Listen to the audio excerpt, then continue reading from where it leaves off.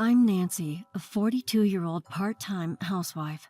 I don't have children, but I think I get along pretty well with my husband, Henry, especially since we started living with his parents at his request. Our relationship has improved even more. I feel like he's becoming much kinder. Perhaps he's a bit guilty for having agreed to the arrangement. It may seem a bit distant for a married couple, but that's one of the things I like about him. But my mother-in-law and then my sister-in-law. Oh, Nancy, you've got a hole in your sock. You should pay more attention to your appearance. While relaxing in the living room on a day off, Mary sharply noticed the hole in my sock and pointed it out. Oh, you're right. I need to throw it away. As I hurriedly took off my sock, Mary laughed. Wearing socks with holes? What kind of upbringing did your parents give you? Or don't you even have money to buy socks? Working hard without even having children? Unaware of my irritated expression, Mary gleefully picked up a department store bag. Anyway, look at this. The new clothes and accessories I bought for my upcoming trip with Jane. Jane is my husband's sister, my sister-in-law.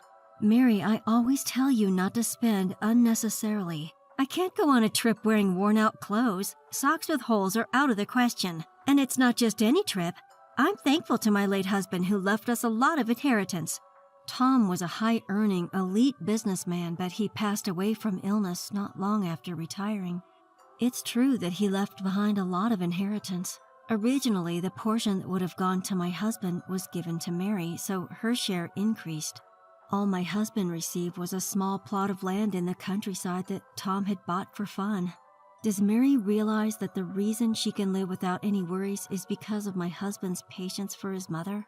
Nancy, do you think you have the right to criticize other people's shopping, living rent-free as a freeloader? Jane, who's made it a habit to visit her parents' house on weekends, chimed in. Are you worried that Mom's spending will reduce the inheritance? How pitiful. We won't let anyone interfere with how Mom wants to spend her money. Both Mary and Jane are unpleasant. Mary is just intensely sarcastic, but Jane is worse because she's directly hostile. Nancy, isn't this seasoning on the pot roast just terrible? Without being asked, she tastes our dinner and complains. This food is too salty for Mom to eat. What were you thinking? Too salty? I don't think so. I'm not asking for your opinion. If I say it's salty, then it's salty. Then Jane grabbed the plate with the pot roast and headed to the kitchen. Oh! I screamed. Jane had dumped the pot roast in the sink. Not just her portion, but all that was left in the pot. What are you doing? I was saving it for my husband to eat when he gets back from work. If he eats this salty dish, he might get sick too. I threw it away to prevent the family from getting sick. Be thankful. As a freeloader living in this house, the least you could do is cook something decent. Jane's harassing behavior went unnoticed by Mary, who looked away. How awful. It's true we're staying in this house, but there's a good reason for that. You're just trying to save on rent, right? That's called extortion. But don't think you can just take over this house. This is how Jane harasses me, finding any excuse. Throwing away food is routine for her, and she deliberately breaks or accidentally disposes of my belongings. Of course, Mary never says anything. She doesn't utter a word against Jane's terrible actions. Jane always launches her attacks when my husband is not around. She knows it would be troublesome if he were. I've thought about confiding in my husband about Jane's behavior, but I didn't want to upset him, so I kept quiet. Jane is probably insecure. She might be worried that if I were living in this house when wealthy Mary passes away, it could affect her share of the inheritance. I thought these worries were unnecessary and that she would eventually understand, but I was naive. One day, something unbelievable happened. On a day off, while Mary was watching TV and I was vacuuming, the doorbell rang. Coming. We're here with your moving service. I heard a young man's voice through the intercom. Moving service? What are you talking about? We don't have any plans to move. You must be mistaken. As I opened the door to explain, movers suddenly entered and started bringing in boxes of belongings. What's going on? Here to deliver your belongings. Please check the delivery note.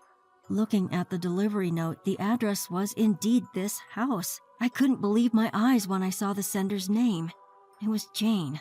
Mary, I hurriedly asked the workers to stop and questioned Mary. What's going on? Is Jane moving in here? Mary, avoiding eye contact with me, answered. Oh, did I forget to mention? Actually, Jane is moving in with us. What? Mary continued. Jane is getting a divorce. She has nowhere to live, so she's moving in here. Her husband is so petty, kicking her out just because she bought some brand new items. From what I know of Jane's husband, my brother-in-law, he's not the type to divorce over just a few brand purchases, which means Jane must have bought an excessive amount, way beyond his tolerance. But that was beside the point. Whether Jane is divorced or kicked out is none of my business, but her moving back into this house is a big problem. Mary, why didn't you tell us? Does my husband know about this? He doesn't. He would have opposed it if I consulted him. Of course he would. What are you planning to do? There's no room in this house for Jane. That's... As Mary was about to say something. Oh, has the delivery arrived already? Then hurry up and bring it in. It's blocking the entrance. Please, continue with the work. The one who entered with the movers was Jane.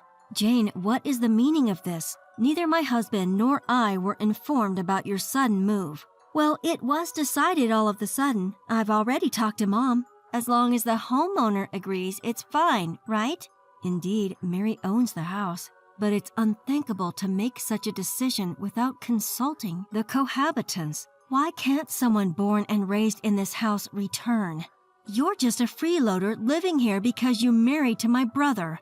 Even so, it's troubling to have you come suddenly. We don't have a room. Where do you plan to live?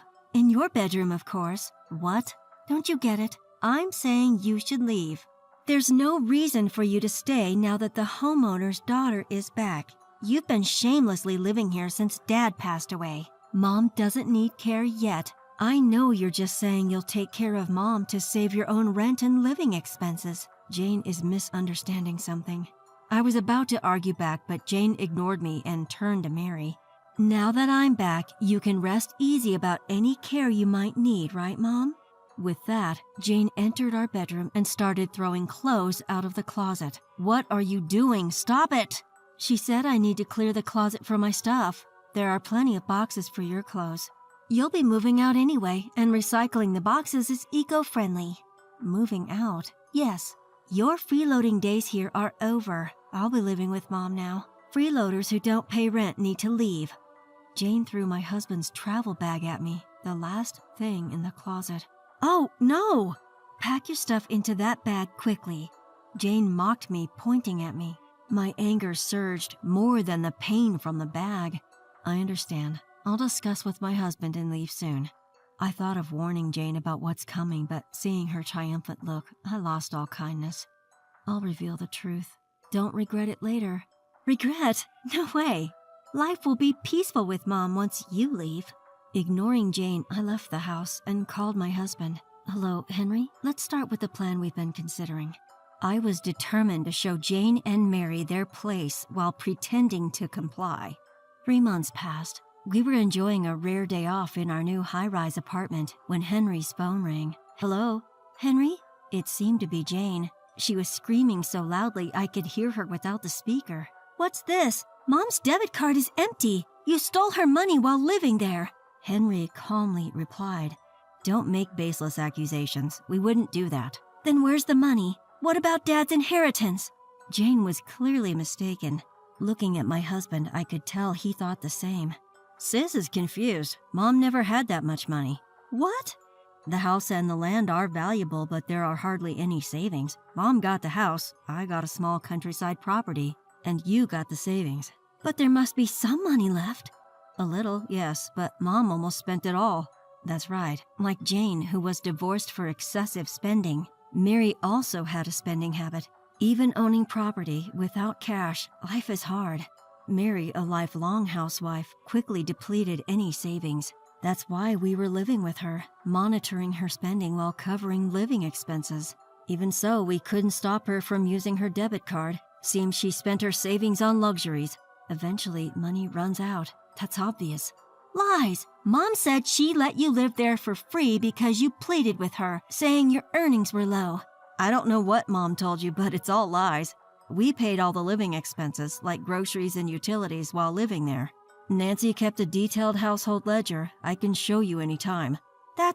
Jane probably thought she'd live a comfortable life, moving in with wealthy Mary after her divorce. We no longer need to care for Mom. You took over that role. Wait, what?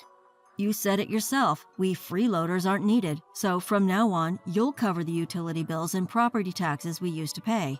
The property taxes for such a valuable land must be substantial. It'll be interesting to see how Mary, with no savings, manages to pay it annually. We don't have that kind of money. What should we do? Maybe you should sell the house. I took the phone from my husband and spoke directly to Jane. I couldn't resist telling her. Selling it would fetch a good price, right? Then you won't have to worry about property taxes and we'll have cash in hand. But given you and your mother's spending habits, that money might not last long. That's ridiculous. Where would we live then? I smiled, looking at the night view from our high-rise apartment. That's not our concern. Even if you end up in a cramped, poor apartment, we'll still be living luxuriously here, enjoying the cityscape from the top floor. High-rise apartment? What are you talking about? Didn't I tell you? We moved out just like you wanted, and to a brand new high-rise on prime property in Boston, no less. What? After being kicked out by Jane, we lived temporarily in a cramped weekly apartment. Meanwhile, we found and purchased a high-rise apartment far from the family home in Boston. Living away from the family home actually saved us commuting time. Where did you get that money? You did steal Mom's inheritance, didn't you? No, the old countryside house we got from Tom turned out to be quite valuable. That old house in the middle of nowhere? How? Jane sounded puzzled. She never imagined that such a dilapidated house in a remote area could be worth anything. I continued, smiling. Jane, you should watch the news, not just daytime dramas and variety shows. Haven't you heard about the recent infrastructure developments? The land from Tom is part of a new railway project. That's why the land values skyrocketed. We sold it quickly and the timing was perfect. Tom really had foresight. We're truly grateful. Don't joke with me. If it sold for so much, you should give us a share. But during the inheritance proceedings, that land was deemed worthless. You yourself said you didn't want that countryside property, right, Jane? Just because the land's value increased after the settlement, it doesn't mean we need to revisit the division. If you really insist on a share, feel free to take it to court. We'll be ready. Realizing she had no case, Jane fell silent. The one who squandered the inheritance from Tom and didn't plan for future expenses was Mary herself. And it was you who took Mary's words at face value and treated us like freeloaders, eyeing Mary's assets. If you want to blame someone, blame your own short-sightedness. I waited, but Jane had no response. Is that all you wanted? Then I'll be going. I hung up. Then, I'm sorry for the trouble my mom and sister caused. You've been through a lot, my husband said. I smiled and replied, what are you talking about? We knew something like this would happen eventually. We decided to do what we could as long as it was within our means. Being supportive is what marriage is all about, right? I thought that was the end of it, but a month later, Mary called my husband. Henry, can you come back? Jane has left. Mary's voice, after a long time, had lost its vitality. I can't manage on my own. Jane said she was fed up with caring for a broke old woman with no money prospects. But my husband was firm. What are you saying now? After you kicked us out? Please, I'll apologize.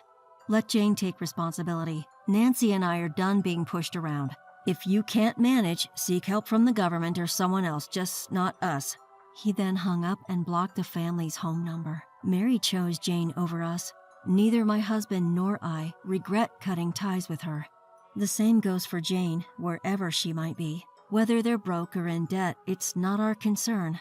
My only wish is for my husband and I to live a peaceful life without the troubles of Mary or Jane.